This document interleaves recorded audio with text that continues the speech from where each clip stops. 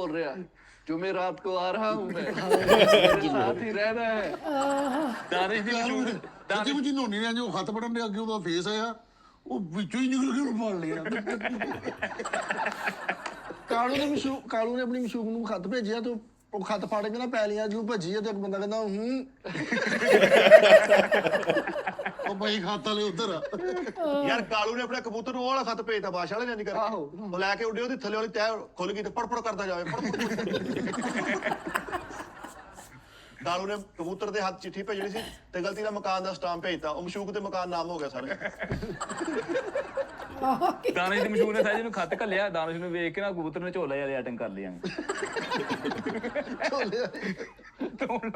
ਪਰ ਫੈਸਲੇ ਕਬੂਤਰ ਹੱਥ ਨਾਲ ਚਿੱਠੀ ਭੇਜੀ ਤੇ ਮਸ਼ੂਕ ਫੋਨ ਕਰਕੇ ਕਹਿੰਦੀ ਇਹਨੂੰ ਨਾ ਭੇਜਿਆ ਕਰੋ ਲੈਟਰ ਇੱਕ ਹੁੰਦਾ ਬਿੱਠਾ ਨਾਲ ਵਿਹੜਾ ਭਰ ਜਾਂਦਾ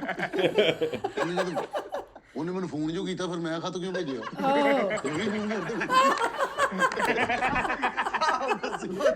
ਸਹੀ ਗੱਲ ਆ ਓਏ ਉਹ ਸੈੱਟ ਸੀ ਤੁਹਾਡਾ ਹੱਥ ਤੰਗ ਵਾ ਸਾਜੀ ਕੀ ਹੋਇਆ ਜੇ ਯਾਰ ਇਦਾਂ ਕਦੀ ਹੋਇਆ ਵੀ ਐਂਟਰ ਵਿੱਚ ਜਾਂਦੇ ਸ਼ੋਅ ਚ ਉੱਠਦਾ ਹੁੰਦਾ ਵਾ ਇਹ ਸਾਜੀ ਨੂੰ ਕਾਲ ਕੋਲ ਆ ਜਾਂਦੀ ਭਾਈ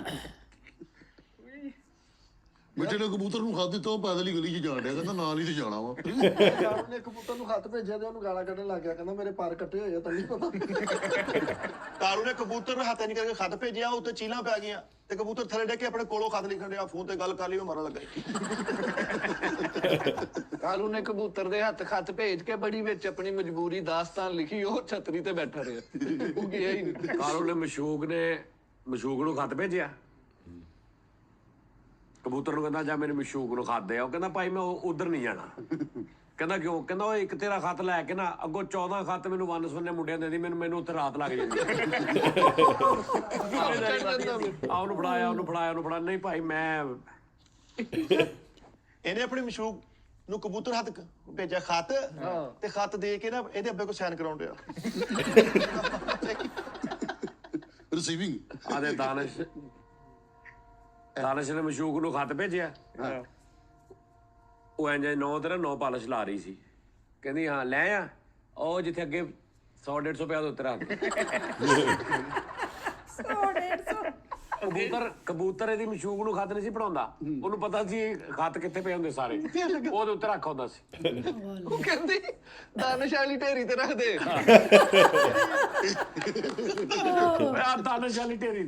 ਤੇ ਵਾਪਸੀ ਤੇ ਮੋਢੇ ਤੇ ਸਾਫਾ ਰੱਖ ਗੋਡਿਆ ਇਹਦੀ ਮਸ਼ੂਕ ਅਨਪੜ੍ਹ ਸੀਗੀ ਕਬੂਤਰ ਨੇ ਖੱਤ ਦਿੱਤਾ ਕਹਿੰਦਾ ਇੱਕ ਮੈਨੂੰ ਪੜਨ ਵਾਲਾ ਬੰਦਾ ਵੀ ਬੁਲਾ ਕੇ ਲਿਆਉਣਾ ਬਦਲ ਬੰਦੇ ਉਹਦੇ ਪਿੰਡ 'ਚ ਨਹੀਂ ਸਾਜੀ ਇਹ ਵੈਸੇ ਰੀਅਲ ਹੁੰਦਾ ਸੀਗਾ ਭਾਈ ਦਾਨੇ ਦੀ ਮਸ਼ੂਕ ਨੂੰ ਖੱਤ ਆਇਆ ਤੇ ਕਬੂਤਰ ਖੱਤ ਦੇ ਕੇ ਦੂਸਰੇ